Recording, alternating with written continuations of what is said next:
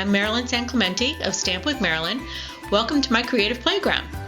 Today I'm going to show you how to make some of these really beautiful swing cards that have these little elements that swing. I'm going to show you a Valentine's card, and here is an example of a Christmas card that I made last year.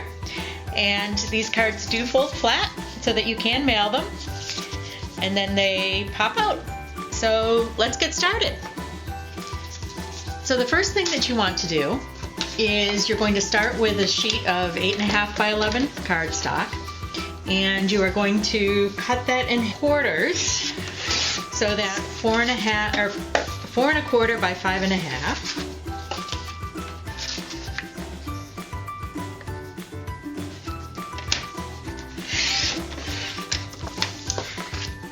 And then you're going to score each quarter at the halfway point. So half of 4 1/4 is 2 1/8. So I'm going to score each piece at 2 1/8, like this.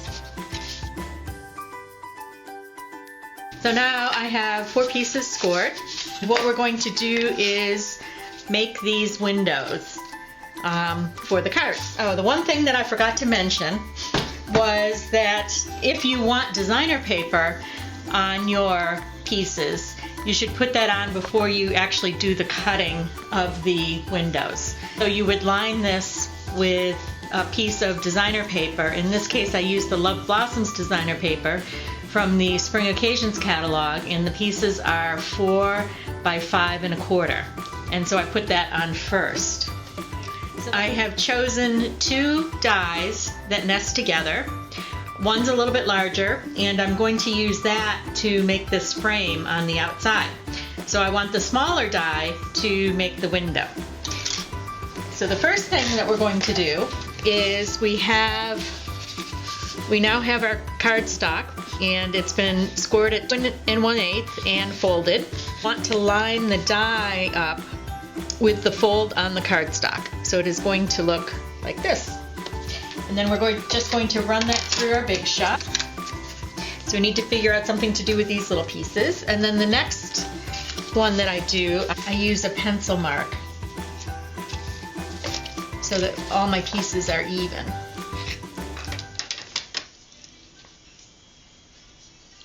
So I know where my die goes. And that pencil mark will actually get cut out if I do this correctly. So again, I'm just lining up the point of the die with the fold, and I'm going to run that through. And I now have all 4 of my pieces. And then the next piece that I'm going to do is to make these little frames that go on the outside. So to do that, I have 2 pieces of white cardstock,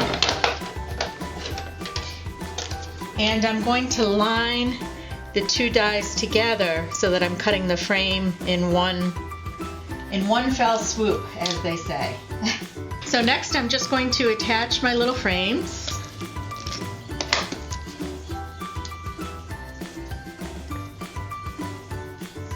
Like this. Oh.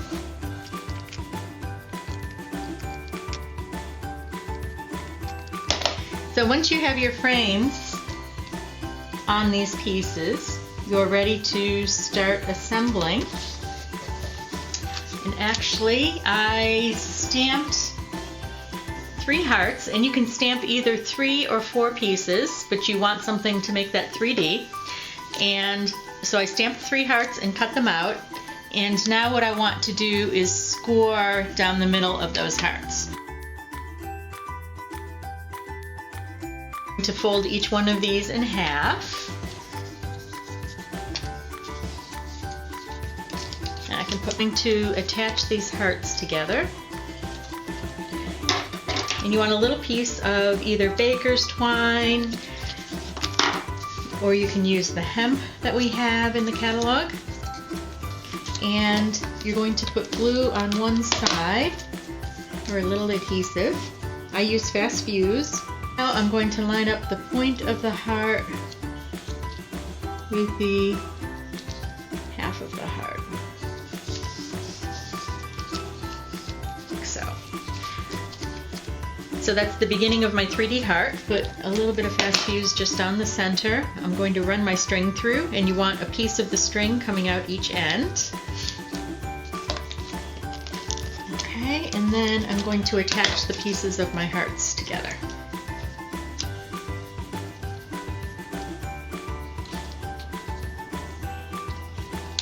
Like so. And that's it. That's how we do the centerpiece. You can start to assemble these pieces. And again, if you wanted to use designer paper on this, then you would put that on before you do your cutting. And to keep it simple today, I just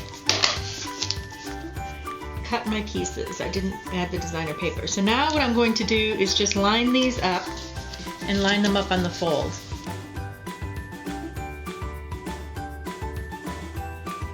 So the key to this project is lining up the folds, as you can see. Like so. Okay, and fold that back. And then what I'm going to do is I just want to add a little bit of fast fuse in here to hold my string in place that my ornament is going to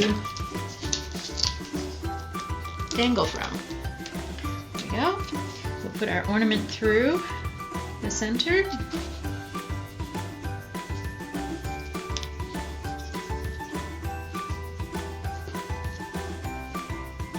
And you want that to be tight, but not too tight. And then we will fold that last,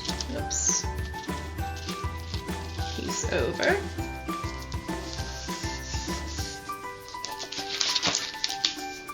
And it's glued to the, and then I just pulled that string down a little bit until I have it to the position that I want it on my card. All you need to do then is just trim off the excess string. And that's it. That's the essence of how to make these really cool 3D spinny cards. Thanks for stopping by today. I'm Marilyn San Clemente of Stamp with Marilyn. And again, if you liked my video, like my channel down below or subscribe to my videos. Take care.